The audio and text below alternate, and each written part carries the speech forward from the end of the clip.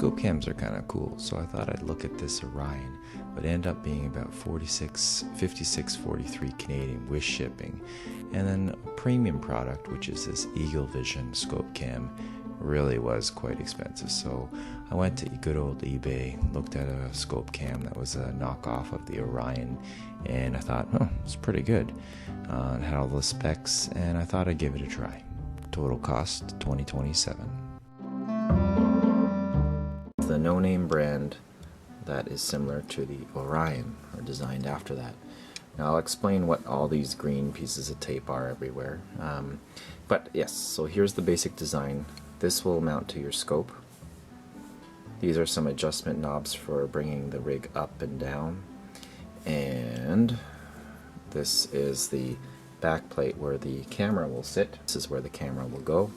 We'll just screw in here with the bolt, and I'll show you how it's set up. Now the green pieces here and on the front here are just so that I can find out, so it's the reference point for putting it on the scope and a reference point for where the camera will go, just so I can have it lined up and centered quickly versus having to start from scratch all over again. And I just put some hot glue here, just to keep it in place for now, in case the screw comes loose, and I just put a bit of hot glue there just so it doesn't ride up or down. So the reason why I have the reference points there and here, they're going to match up on the scope, as you can see right here and here, just so that again I can zero it up and line it up as easily as possible. So we'll put this on here, we'll tighten it down with this screw here.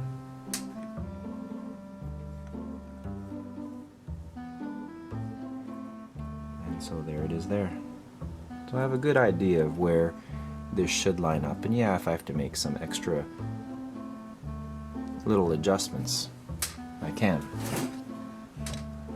And so there's the reference marks right there and there, so I know that that will be my kind of zeroed position for the scope. Next I'll mount the camera onto here. Alright, so now I just simply mount the camera here, and I'll put it over my little reference points. There we go. Now we just simply have to check and see how that looks. Now it doesn't look good right away.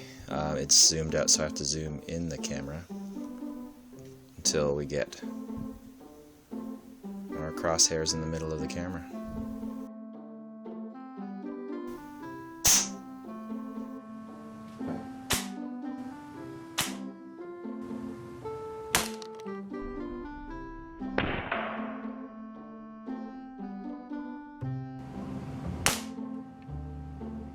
Now don't freak out, I'm not actually shooting anything, I'm actually filming through the window and just showing you how clear things actually look through the scope cam. I thought with this cheap scope cam I wasn't sure if I could get the alignment right. With a little bit of tweaking I think I'm going to improve. The scope crosshairs, as you can see, are slightly tilted, and I just have to correct that, I believe, on my scope. Here I just slow it down a little bit so you can see some slow motion action, which looks pretty cool. Now for the Orion scope cam, I heard that from other reviews that they weren't quite great. The settings would move around, so that's why I set up the tape like I did as reference points.